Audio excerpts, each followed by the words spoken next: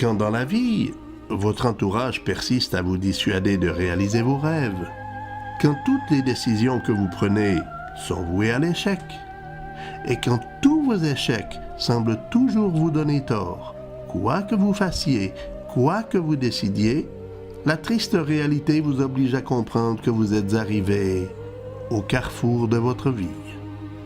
Me retrouver au centre d'un carrefour sans issue à l'âge de 23 ans, c'est ce qui m'a motivé à réaliser cet ouvrage. L'une de mes plus grandes qualités dans la vie, c'est la patience. Mais quand la malchance s'acharne sur vous année après année, quoi que l'on dise, quoi que l'on fasse, qu'elle refuse de vous lâcher, même si vous faites pour lui échapper les plus grands et les plus durs sacrifices qu'il vous soit possible de faire, à un moment donné, votre patience vous dit « trop, c'est trop ». Le 27 octobre 1978, lorsque j'ai commencé la rédaction de cette autobiographie, je réalisais que si le bonheur existait, on avait dû oublier de lui donner mon adresse. 28 ans se sont écoulés depuis la composition des premières lignes de ce livre. Aujourd'hui, je vis une existence heureuse et paisible au Canada, à plus de 7000 kilomètres de ma terre natale. J'ai une fille adorable, une femme qui m'aime, et j'ai enfin réalisé mes rêves en parvenant à sortir du carrefour de ma vie.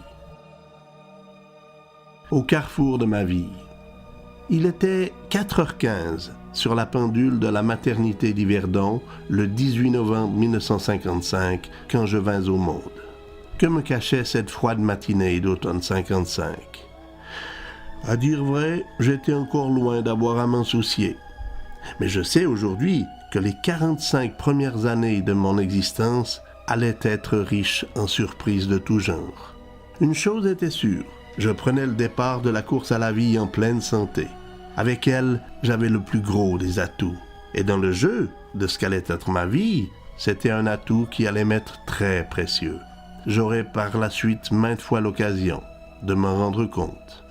Nous étions le 18 novembre 1955 et je portais mon premier maillot de leader de la naïveté et de l'innocence. Cheveux blonds, yeux bleus, Éric Pierre Burdet était né. Edith était heureuse. Elle était maman d'un ravissant bambin qui allait pourtant lui en faire voir de toutes les couleurs. Pierre, de son côté, était peut-être heureux d'être père, mais enfin, ça aurait pu attendre. Il allait devoir désormais oublier les grands rallyes motocyclistes du Lambretta Club, pour lesquels il avait investi temps et argent depuis des années, et qui étaient aussi à l'origine de ses meilleurs souvenirs. Et pourquoi un garçon, alors qu'il aurait tant désiré avoir une fille? Durant mon existence, j'allais moi aussi souvent me poser cette question. Pourquoi, lorsque l'on a un désir sincère et intense au fond du cœur, il ne se réalise pas? Pour peut-être le savoir un jour, il nous reste qu'à faire confiance à la pensée qui dit « l'avenir saura nous le dire ». 1959.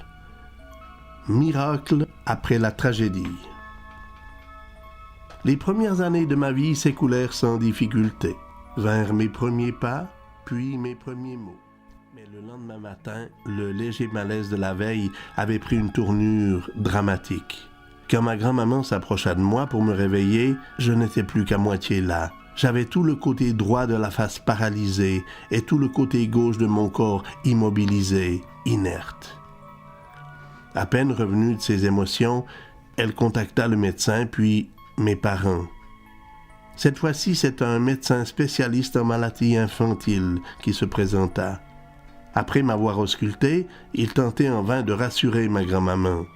Devant l'évidence, cette dernière répliqua spontanément « Ne me dites pas de mensonges, c'est la poliomyélite. »« Madame, je vous en prie, ne dramatisez pas. Un petit quelque chose et tout de suite vous en faites une montagne.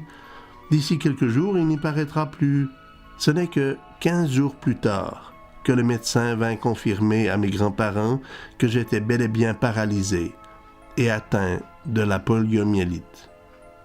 La première fois en ce qui me concerne, Dieu allait faire preuve de bonté Après 3 semaines d'immobilité complète, je retrouvais l'usage de mes membres.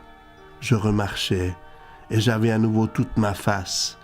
J'étais redevenu un être normal. Cela n'alla pas sans peine, et mes grands-parents eurent beaucoup de patience et d'énergie pour m'aider à recouvrir tous mes sens. Le miracle s'était produit.